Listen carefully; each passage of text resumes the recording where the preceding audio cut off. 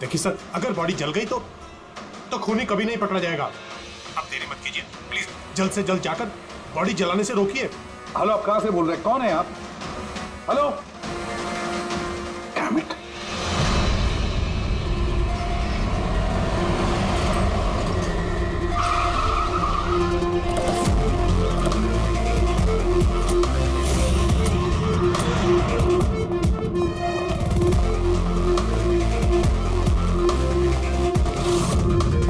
अरे कौन है आप लोग?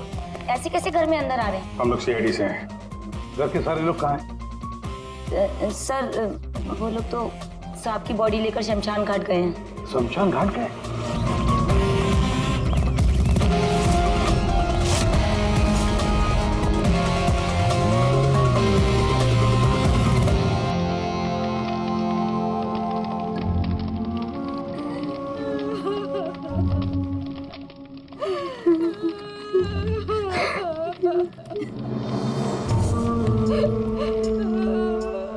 क्या बताऊं मैं, यकीन नहीं हो रहा कि जयंती भाई अब हमारे बीच नहीं है। 15 साल पुरानी दोस्ती थी मेरी। वो तो मेरे बड़े भाई जैसे थे। पता नहीं ये सब कैसे अचानक से हो गया।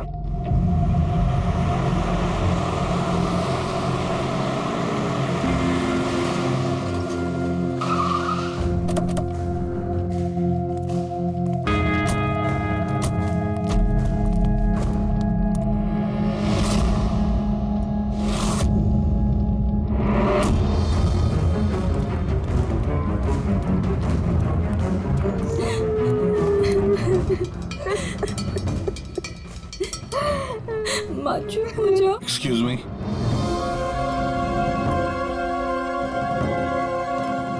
देखिए हम लोग सीआईडी से हैं। हाँ? जयंतीलाल जी के परिवार वालों से मिलना चाहते हैं। मैं जयंतीलाल जी की पत्नी दीपा। दीपा जी, हमें पता है ये सही समय नहीं है पूछताछ करने की, मगर क्या करें? वो जयंतीलाल जी की मौत के बारे में हमें कुछ पूछताछ करनी है। पूछिए, क्या पूछना चाहते हैं आप लोग? आप सुशील जयंती, उनका बड़ा बेटा। सुशील जी, हमें खबर मिली है कि आपके पिता की मौत एक नेचुरल डेथ नहीं थी, उनकी हत्या हुई है। क्या? ये कैसे हो सकता है? हम डॉक्टर सूरज, मैं जयंतीलाल का फैमिली डॉक्टर हूँ। मैंने ही कल रात उनको चेक करके उन्हें डेथ सर्टिफिकेट दिया था। He died a natural death। ये सही कह रहे हैं। जयंती भाई की मौत सभी घर वालों के सामने ही तो हुई थी, और इतने सालों से मेरा इस परिवार से रिश्ता है, वो लोग झूठ क्यों बोलेंगे? तो आप लोगों ने इतनी जल्दी में बॉडी क्यों जला दी? तो क्या ये भी गुनाह है? इतने महीनों से पिताजी बीमार थे, कितने इलाज किए, कितनी कोशिशें की, नहीं बचे वो। देखिए, हमें इंफॉर्मेशन मिली है कि जयंतीलाल जी की हत्या हुई है। क्या? हमने आपके पड़ोसियों से भी पूछा, उन लोगों ने भी कल रात जयंतीलाल जी के चिल्लाने की आवाज सुनी थी। देखिए, पड़ोसियों ने जो कहा वो सही है, लेकिन उनको या आप लोगों को सही बात नहीं पता है। और वो सही बात क्या है? पिछले 3 महीने से डैडी की दिमागी हालत भी ठीक नहीं थी। वो ना सिर्फ लोगों को और बातों को भूलने लगे थे, बल्कि उनको हेल्यूसिनेशन यानी भ्रम हो गया था। गलत सही, सच झूठ का फर्क उनको समझ में नहीं आ रहा था। दौरे पड़ने लगे थे उनको लगने लगा था जैसे उनको कोई मारने वाला है। कल रात भी उनको ऐसा ही दौरा पड़ा था।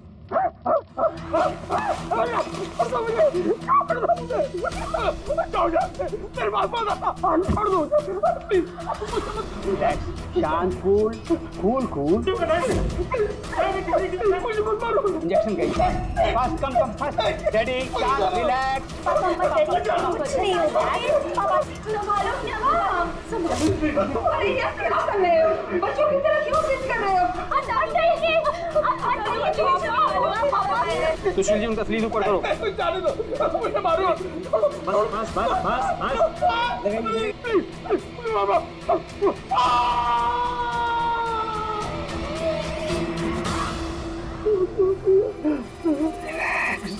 और इस बार अटैक इतना बड़ा था कि मुझे उन्हें बेहोशी का इंजेक्शन देना पड़ा और 2 घंटे बाद उनकी मौत हो गई।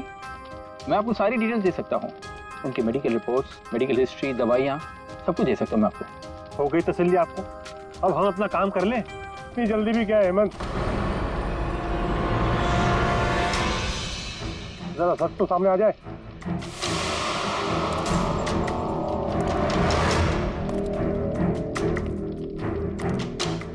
आप सब, मेरा नाम मोहन, मैं जयंतीलाल जी का वकील। मैंने आपको फोन किया था सर। मोहन जी, आपको ऐसा क्यों लगता है कि जयंतीलाल जी की हत्या हुई थी? मेरे शक की वजह है उनकी वसीयत। लेकिन ऐसा क्या है इस वसीयत में? सब कुछ, कि उनकी जायदाद में से किसको कितना हिस्सा मिलेगा। उससे क्या फर्क पड़ता है? हम सब एक फैमिली हैं, किसी को छोटा किसी को बड़ा शेयर मिलेगा, यही ना? दैट्स ओके, कोई फर्क नहीं पड़ता है। अगर जयंतीलाल जी की मौत नेचुरल ना होकर मर्डर साबित हुई तो आप में से किसी को भी उनकी जायदाद का कोई हिस्सा नहीं मिलेगा। Nothing at all. ऐसे कैसे हो सकता है? मुझे बराबर याद है कि 1 साल पहले उन्होंने मेरी सलाह लेकर ही ये वसीयत बनाई थी और उसमें तो ऐसा कुछ भी नहीं लिखा था। दीपा जी, 3 महीना पहले उन्होंने नई वसीयत बनवाई थी। ये क्या बोल रहे हैं आप? ये कैसे हो सकता है? ये सब कुछ बकवास है। अरे पिताजी आपको कब मिले? आप तो 3 महीने से हमारे घर पे आए नहीं और पिताजी भी 3 महीने से घर के बाहर निकले ही नहीं। तो फिर? हेमंत, वो खुद मेरे ऑफिस में आए थे 3 महीना पहले। 3 महीना पहले उन्होंने नई वसीयत बनवाई थी। ये क्या बोल रहे हैं आप? ये कैसे हो सकता है? ये सब कुछ बकवास है। अरे पिताजी आपको कब मिले? आप तो 3 महीने से हमारे घर पे आए नहीं और पिताजी भी 3 महीने से घर के बाहर निकले ही नहीं। तो फिर? हेमंत, वो खुद मेरे ऑफिस में आए थे 3 महीना पहले। मैं अब जिंदा नहीं रहूंगा। आप क्या कह रहे हैं सर? कोई मेरी जान लेना चाहता है, मुझे मार डालेगा। सर, कैसी बात कर रहे हैं आप? कौन है जो आपको मारना चाहता है? कोई अपना, मेरे परिवार के सदस्यों में कोई है। मुझे पूरा यकीन है कि मैं अब चंद दिनों का मेहमान हूं। सर, कौन है वो? कहा ना, कोई अपना। क्या सोच रहे हो? पुलिस के पास जाऊं?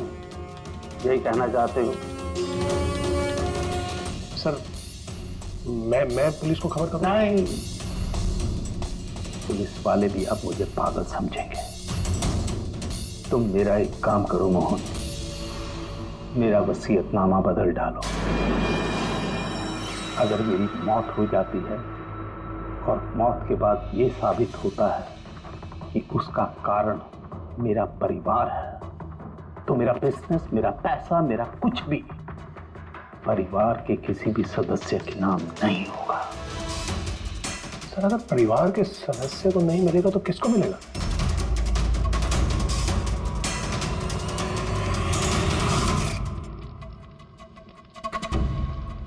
हमें नहीं तो किसे मोहन? जायदाद किसको मिलेगी? और सीआईडी को।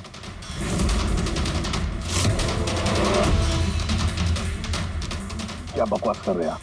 जी सर, अगर जयंतीलाल जी की मौत हत्या साबित होती है तो उनकी सारी जायदाद, जो कि लगभग 5000 करोड़ है, वो सीआईडी को और पुलिस वेलफेयर डिपार्टमेंट को मिलेगी। ये क्या मजाक कर रहे हैं आप?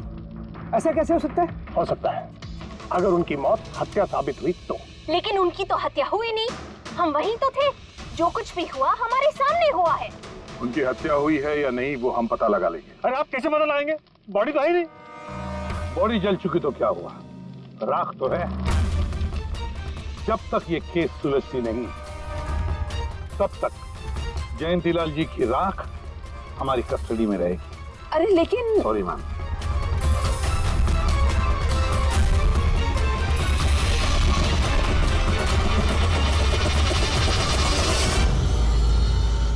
मोहन जी, सर जरा बताइए, क्या जयंतीलाल जी ने खुद आपसे कहा था कि उनके परिवार वालों में से कोई है जो उनकी जान लेना चाहता? जी सर। क्यों? सर वजह तो पता नहीं, लेकिन उनको लगता था कि उनके घर वाले पैसों के लिए उनकी जान लेना चाहते हैं सर। बेटों से वो खुश भी नहीं थे। वो चाहते थे कि हेमंत और सुशील उनके साथ बिजनेस में हाथ बटाए, उनके साथ बिजनेस करें, लेकिन ऐसा हुआ नहीं सर। ऐसा क्या हुआ? सर दोनों ने अपना अलग अलग बिजनेस शुरू किया, लेकिन उसे भी चला नहीं पाए। और हेमंत सर, वो तो एक नंबर का अय्याश निकला। उसने सेठ जी के सारे पैसे उड़ा दिए। सर बाप बेटे में हमेशा खटर पटर चलती रहती थी, कभी बनी नहीं बाप बेटे में। बनती नहीं थी, मगर हम बाप बेटे तो थे। मुझे पैसों की बहुत जरूरत थी, लेकिन इसका ये मतलब थोड़ी है कि मैं अपने पिता को ही मार दूंगा। मार भी सकते हो। आखिरकार दुनिया में आधी से ज्यादा गुनाह तो पैसों के लिए ही होते हैं। फिर तो सुशील भैया की वजह मुझसे बड़ी थी। उनका पिछला बिजनेस उन्होंने घाटे में बंद किया और अभी जो है वो नुकसान में चल रहा। सर मार्केट का बहुत पैसा है उनके ऊपर, और डैडी भी इस बार सुशील भैया की मदद करने के लिए रेडी नहीं थे। सर मैं मानता हूं कि डैडी नाराज थे, नहीं दे रहे थे मुझे पैसे, पर मुझे ये भी पता है कि वो मुझे और मेरे परिवार को मरने के लिए नहीं छोड़ सकते थे। खून में उनका खून तो हो, इसीलिए पैसों के लिए अपनों का ही खून बहा दिया। सर एक आइडिया है। क्या है कि अब जो हुआ सो हुआ, उसको बदला तो नहीं जा सकता ना, लेकिन इस सिचुएशन से अपना फायदा जरूर निकाल सकते हैं। क्या मतलब? वो सर आप ये मामला सुलझा दीजिए। मान लीजिए कि नेचुरल डेथ थी। अब वसीयत के हिसाब से पैसे सीआईडी और मुंबई पुलिस की जगह हमें मिलेंगे, जो उसके असली हकदार हैं।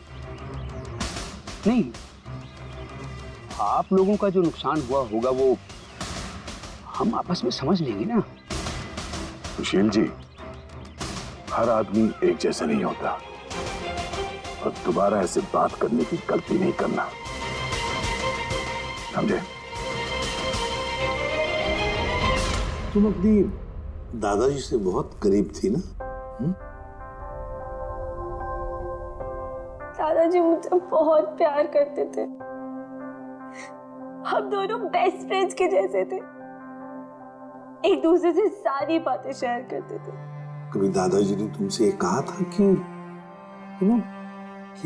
उनकी जान को खतरा है, कोई उन्हें मारना चाहता है, ऐसे कभी कुछ कहा था उन्होंने? उन्हें हर किसी से डर लगता था। दादाजी सिर्फ मेरे पे विश्वास करते थे, बाकी उन्हें सबसे डर लगता था। तो उन्हें लगता था कि कोई उन्हें मार देगा। चलो दादू, अब हम खाना खाएंगे। क्या ये? चलो चलो चलो चलो दादू। मुझे वो सब लोग इसमें जहर मिला के मुझे मारना चाहते हैं। कौन मारना चाहता है दादू आपको?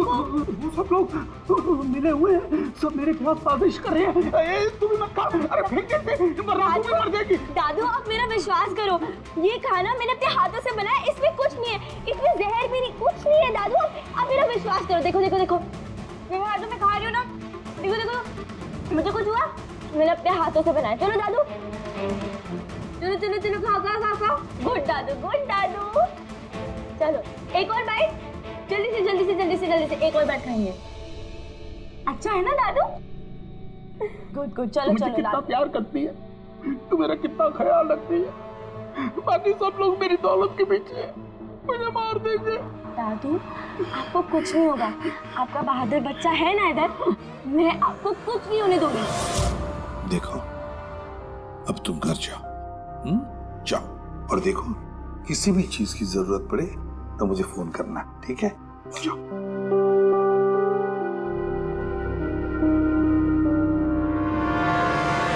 हाँ सारुके, बता क्या निकला राख में से? बॉस, राख में से बड़ी जबरदस्त बात निकली है। हालांकि इस राख ने मुझे कम परेशान नहीं किया, लेकिन मैंने भी इसका मुंह खुलवा ही लिया, है ना? तो फिर बता दे यार। बताता हूं। तारिका? हाँ सर, हमने इस राख का स्पेक्ट्रोस्कोपी टेस्ट किया। फिर रिपोर्ट से बात साबित हो गई है बॉस कि जयंतीलाल की मौत नेचुरल नहीं है। जयंतीलाल को मारा ही गया। क्या कहा तुमने? जयंतीलाल की मौत नेचुरल डेथ नहीं थी? नहीं। कैसे समझे? कैसे मारा? लार्सनिक से। लार्सनिक? जयंतीलाल की राख में हमें लार्सनिक मिला है बॉस। राख में से लार्सेनिक? सर कुछ केमिकल्स और हेवी मेटल्स, धातु ऐसे होते हैं जो जलने पर भी नहीं खत्म होते। लार्सेनिक उनमें से एक है, इसलिए लाश के पूरी तरह जल जाने के बावजूद उसमें मौजूद लार्सेनिक जलाने और राख में ऐसे ही रहा। लेकिन एक बात समझ में नहीं आ रही है कि अगर जयंतीलाल की मौत लार्सेनिक की वजह से हुई है तो फिर उसके फैमिली डॉक्टर सूरज को ये पता कैसे नहीं चला? पता कैसे नहीं चला? उसने नेचुरल डेथ का सर्टिफिकेट इश्यू किया ही कैसे और क्यों? बॉस, अगर लार्सनिक जैसा जहरीला केमिकल इंसान के शरीर में एक साथ बहुत ज्यादा मात्रा में पहुंचा दिया जाए तो इंसान की तुरंत मौत हो जाती है। लेकिन अगर यही जहर धीरे धीरे थोड़ी थोड़ी मात्रा में उसके शरीर में पहुंचाया जाए तो उसकी मौत एक साथ एकदम नहीं होती है। पहले उसकी याददाश्त जाती है, फिर उसे अजीब अजीब से सपने आने लगते हैं, उसे हेलुसिनेशन होने लगता है, भ्रम होने लगता है, फिर पागलपन के दौरे पड़ते हैं। और जयंतीलाल के साथ ये सब कुछ हो रहा था। लार्सनिक? जी हाँ, लार्सनिक। और इससे ये साबित हो गया कि जयंतीलाल जी की मौत बीमारी से नहीं बल्कि उनका खून किया गया। लेकिन ये किया किसने? वही पता करने हम लोग यहाँ हैं। अभिजीत, जयंतीलाल जी का कमरा चेक करना पड़ेगा। Okay sir.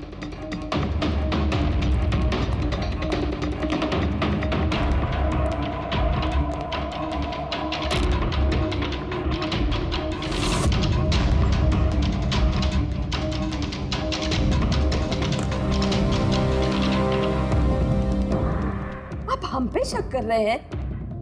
आपने ऐसे सोच भी कैसे लिया कि हम लोगों में से कोई ऐसी घिनौनी हरकत कर सकता है? ऐसा कुछ नहीं है माँ, ये सब इनकी चाल है। डैडी की प्रॉपर्टी इन्हें मिल जाए इसके लिए मनगढ़ंत कहानी बना रहे हैं ये लोग। बकवास मत करिए सुशील जी, दोबारा ऐसा बोला ना अंदर डाल दूंगा।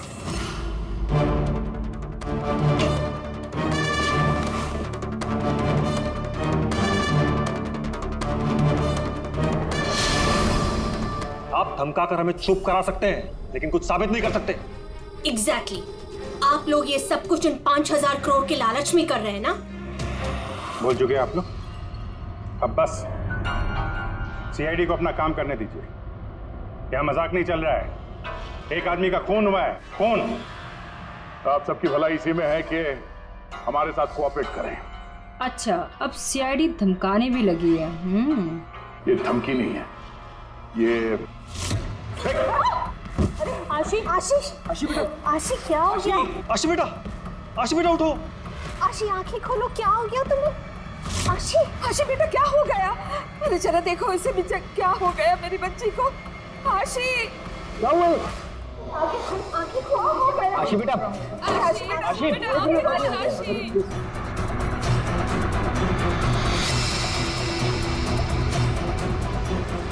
क्या हो गया आशी? आशी, इसे हॉस्पिटल ले जाना पड़ेगा फौरन। हाँ पंकज। क्या? माय गॉड, ये अच्छा ठीक है। क्या हुआ? ये डॉक्टर सूरज ने आशी के कुछ टेस्ट किए थे, पता चला कि उसके खून में भी लार्सेनिक है। लेकिन सर, लार्सेनिक आशी के खून में पहुंचा कैसे होगा? सर ऐसी कोई कॉमन चीज जो जयंतीलाल जी और आशी दोनों के कांटेक्ट में आई हो? खाना। अब आशी ने बताया था ना कि कुछ दिनों से जयंतीलाल जी का खाना वो खुद टेस्ट कर रही थी। नहीं नहीं बस खाना नहीं, ये कुछ और है। ये सालू के साहब, ये आपको कैसे पता चला? बताता हूँ, बस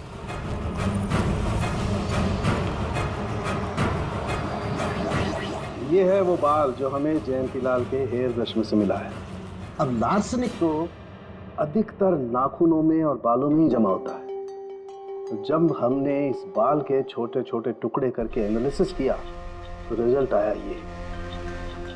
और सर हमने इन टुकड़ों का एटॉमिक अब्जॉर्प्शन टेस्ट किया तो पता चला कि दूसरे केमिकल्स के साथ साथ इसमें लार्सेनिक भी है। अब क्योंकि बाल धीरे धीरे बढ़ते हैं इसलिए हमने इस रिजल्ट को कैलेंडर के साथ टैली किया।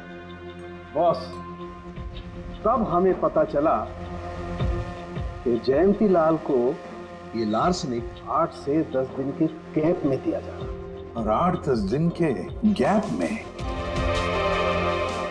इसका मतलब जो भी है, जयंतीलाल को हर 8-10 दिन के इंटरवल पर लार्सेनिक दे रहा था, धीरे धीरे मार रहा था। और इसकी शुरुआत हुई बॉस 3 महीने पहले।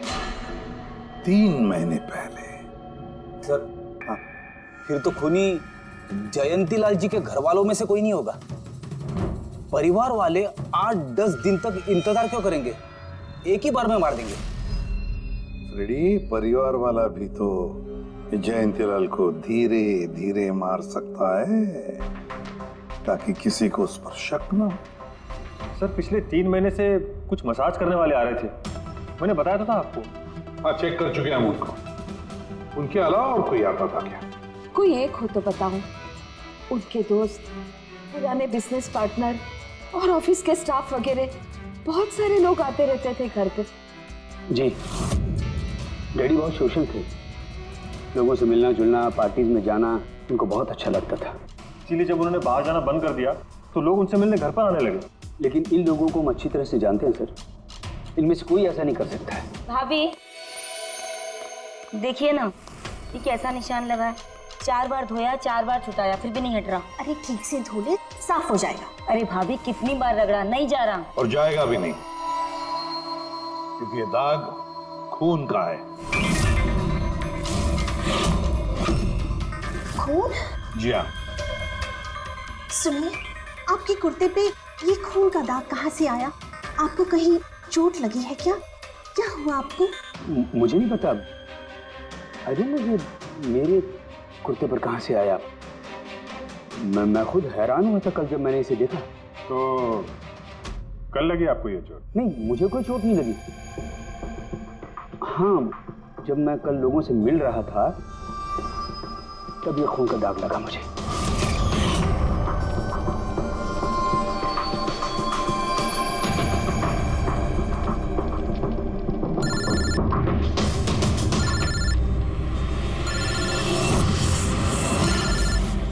बिना चोट खून के धब्बे, अजीब बात है। वही तो। और कुछ हुआ था कल? कोई खास बात? नहीं सर, और कोई खास बात नहीं। साहब, एक बात अजीब हुई थी। क्या? कल सुबह मुझे गार्डन में कांच के कुछ टूटे हुए टुकड़े मिले थे। कांच के टूटे हुए टुकड़े? तो फिर? साहब, उन टुकड़ों में खून लगा हुआ था। क्या? कांच के टुकड़ों में खून लगा हुआ था? जी। कहाँ पर वो? अब वो तो मैंने कचरे के डिब्बे में डाल दी। इस कुत्ते पे खून, कांच के टुकड़े पे खून। कहाँ देखे थे वो कांच के टुकड़े तुमने? ये देखिए, यहाँ पर मिले थे मुझे कांच के टुकड़े। यहाँ पर? जी।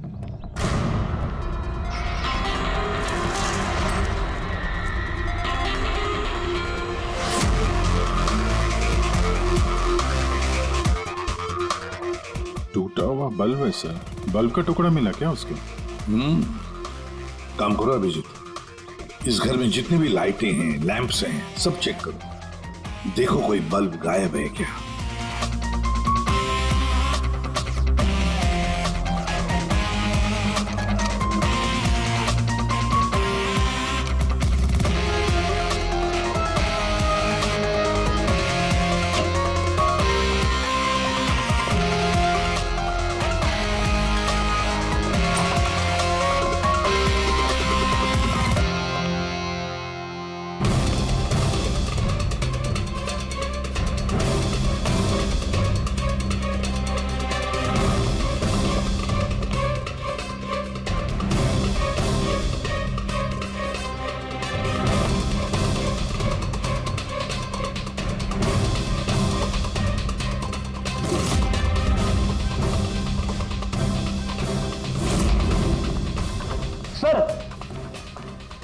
पे देख लिया, कांच का टूटा हुआ सामान कहीं पे भी नहीं है।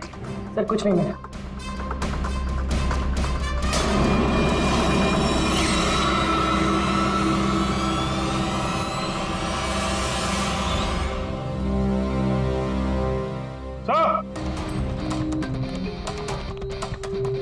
हाँ अभिजीत, ये सही, ये देखिए, यहाँ का बल्ब गायब है।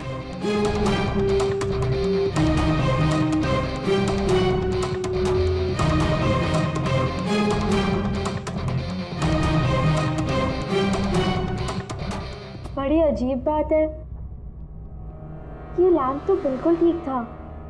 मैं और दादू इस लैम्प के नीचे काम भी किया करते थे, और जिस तरह दादू की मौत हुई तब भी ये लैम्प ठीक था, इसमें बल्ब था और ऑन था।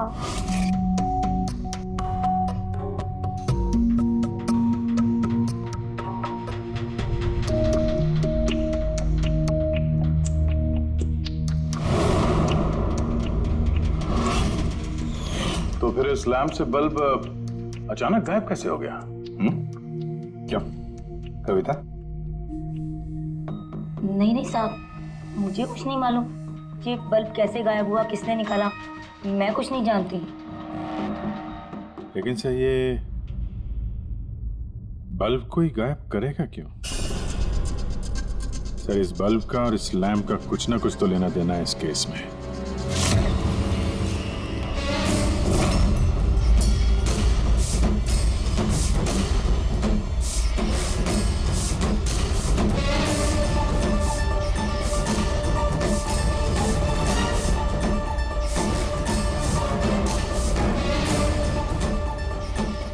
बॉस, ये धब्बे देख रहे हो?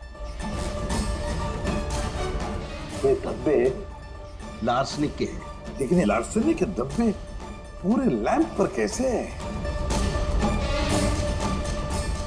बॉस, हुआ ये होगा, खूनी जयंतीलाल जी के घर पे आता होगा हर 8 या 10 दिन में। नमस्ते साहब, साहब ऊपर है अपने कमरे में।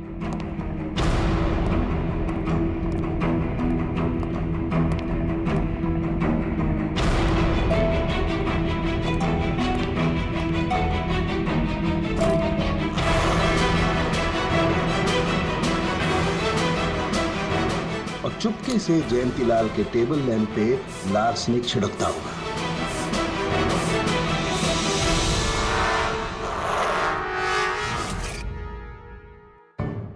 शायद जयंतीलाल जी हमेशा इस टेबल पर बैठ करके काम किया करते थे।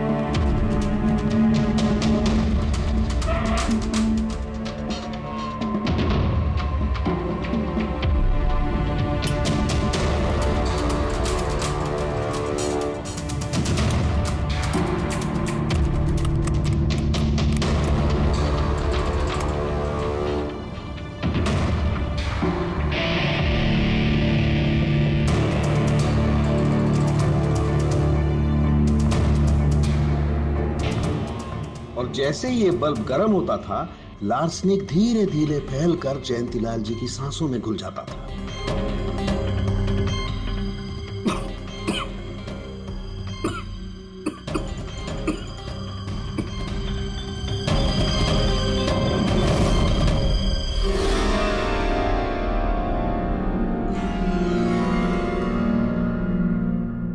सालों के साथ आशी को लार्सेनिक का इतना असर क्यों नहीं हुआ?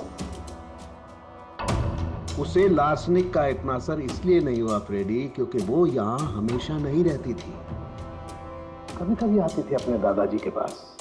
यार जो भी कोई है, इस जयंतीलाल के और घर वालों के करीब का ही कोई है, इसलिए वो जयंतीलाल की मौत के वक्त यहाँ मौजूद था। और मौत होने के बाद में सबूत मिटाने के लिए उसने उस लैंप में से वो बल्ब निकालकर अपने जेब में रख दिया होगा और फिर सभी घर वालों से मिलते वक्त सुशील जी को भी अपने गले लगा लिया। जैसे सुशील को उसने गले लगा लिया, उसके जेब में जो उसने बल्ब छुपा के रखा होगा वो फूट गया, जिसकी वजह से उसके कमर में जख्म भी हुई और उस जख्म से जो लहू निकला, जो खून निकला, वो सुशील के कपड़ों पर आया। मतलब सर खूनी घर वालों में से कोई होगा? नहीं फ्रेडी, घर वाला तो नहीं लगता, और घर वाला होता तो बस जेब में रख के थोड़ी ना घूमता। ये तो कोई ऐसा आदमी है जिसके पास वही एक मौका था सबूत मिटाने का, वो चंद मिनट। घर वाला तो कभी भी निकाल लेता। सर उस दिन तो कितने लोग आए थे यहाँ, खूनी का पता कैसे चलेगा? सर उस दिन मीडिया के लोग भी आए थे, कौन आया कौन गया ये सब रिकॉर्ड तो किया ही होगा उन लोगों ने। तो चलो देख लेते हैं किस किस ने सुशील जी को गले लगाया था।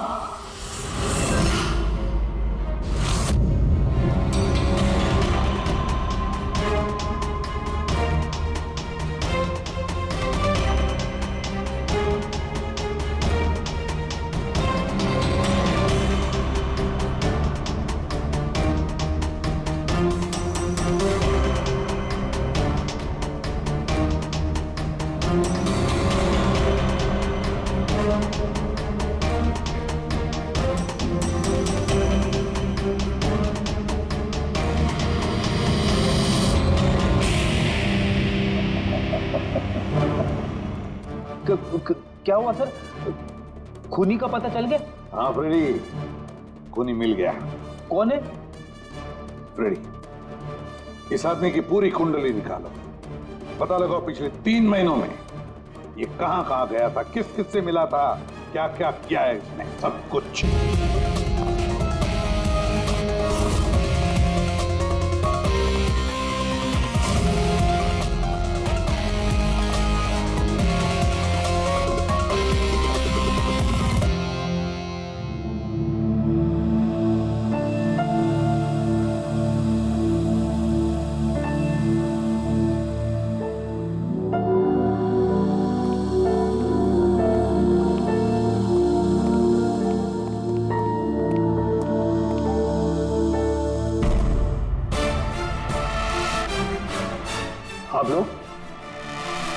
आप लोग फिर यहाँ हैं? खूनी का तो पता चला नहीं होगा, कुछ छानबीन रहेगी होगी। नहीं नहीं सुशील जी, कोई छानबीन नहीं बची है, खूनी का पता चल गया और खूनी अभी इसी वक्त यहां हम सब के बीच मौजूद है। क्या? कौन है वो?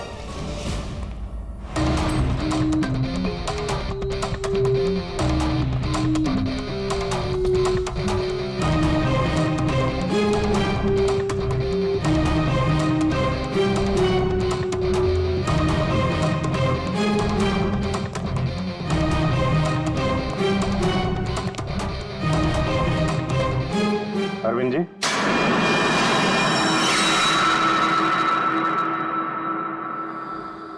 जरा उठेंगे आप? मैंने क्या किया? अरविंद जी, आपने क्या किया इसका तो पता हमने लगा ही दिया।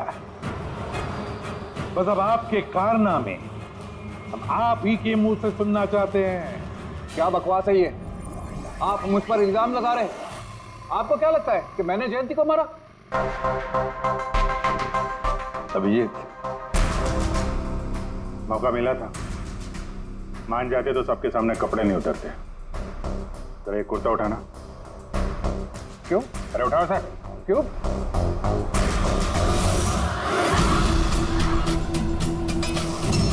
क्या ये निशान कैसा है?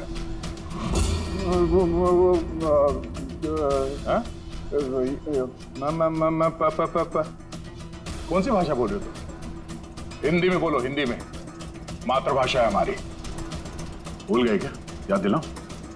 हाँ? नहीं सर,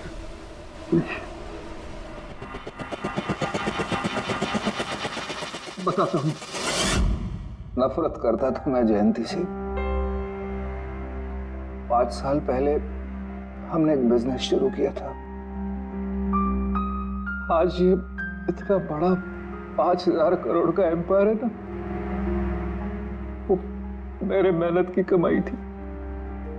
मैंने अपनी जिंदगी की सारी जमा पूंजी इस बिजनेस पे लगाई थी, पर जयंती की नीयत में खोट थी।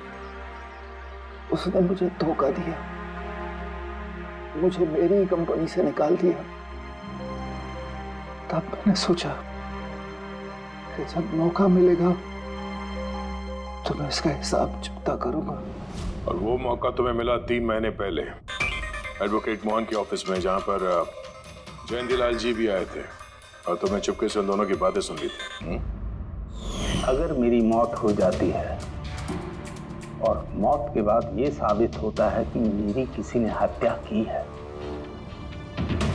तो मेरा बिजनेस, मेरा पैसा, कुछ भी मेरे परिवार के किसी भी सदस्य को नहीं मिलेगा। सर, अगर परिवार के सदस्य को नहीं मिलेगा तो किसको मिलेगा? सीआईडी को, जो मेरा मर्डर इन्वेस्टिगेट करेगा। मुझे लगा अच्छा मौका है, जयंतीलाल को मारूंगा मैं और शक जाएगा उसके परिवार पर। और इसीलिए तुमने जयंतीलाल की तरफ दोस्ती का हाथ बढ़ाया, एक नया प्रपोजल लेकर।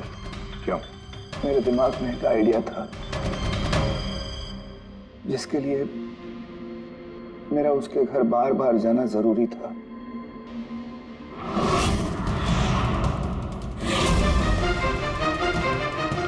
साहब ऊपर है अपने कमरे में।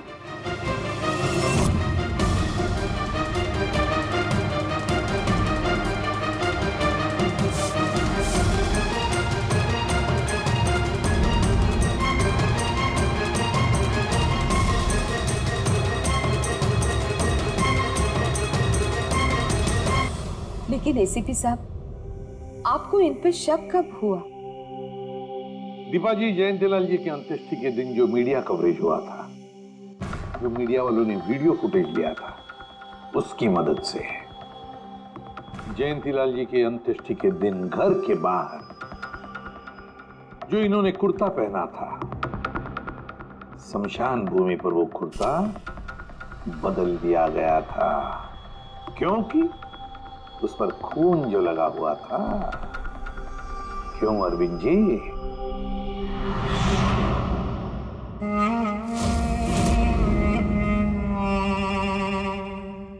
अरविंद जी, बदले की आग में तुमने जयंतीलाल का खून कर दिया। क्या मिला तुम्हें? कैसा सुख मिला? गलत किया तुमने, गलत किया। Ready? Thank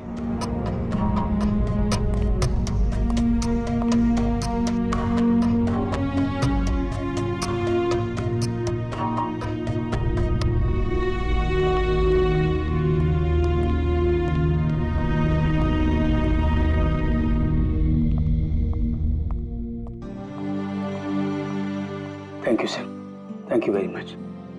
and we are sorry, हम लोगों ने आपको काफी बुरा भला कहा। मैं दरअसल हमें लगा कि पैसों के चक्कर में आप हम परिवार वालों को इस केस में कल्प्रिट बनाने की कोशिश कर रहे हैं। नहीं, कोई बात नहीं। एसीपी साहब, मैं मेरे पति की अंतिम इच्छा पूरी करना चाहती हूँ। सीआईडी और पुलिस वेलफेयर फंड में मैं डेफिनेटली डोनेट करूंगी। Thank you very much. Thank you. Thank you so much sir कि आपने मेरे दादू को इंसाफ दिलाया। God bless.